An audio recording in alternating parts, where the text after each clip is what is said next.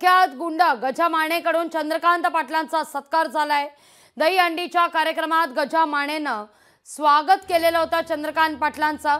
गजा माने आणि Chandrakant पाटलांचा video viral होतोय। या व्हिडिओमुळे नव्या वादाला तोंड फुटण्याची शक्यता आहे।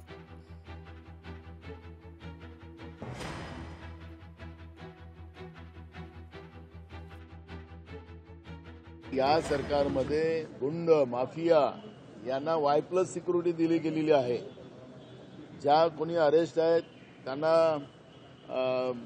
पेरोलवर सोडून आणून किंवा काही लोकांना तर दवाखान्यामध्ये भरती करून ठेवलेली आहे आणि त्याला सगळ्या 5 स्टार व्यवस्था केलेल्या जातात।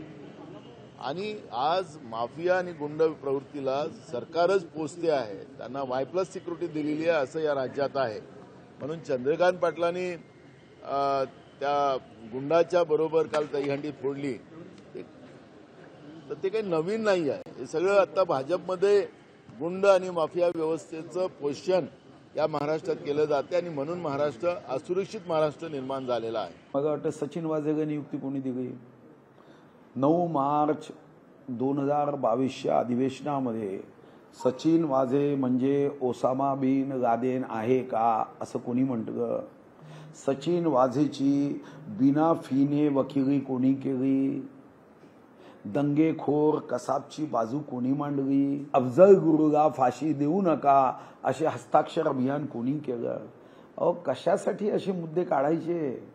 तुम्ही असे मुद्दे जेव्हा काढता तेव्हा तुमचे 50-55 वर्षाचं पाप नजरेसमोर यायला लागतं।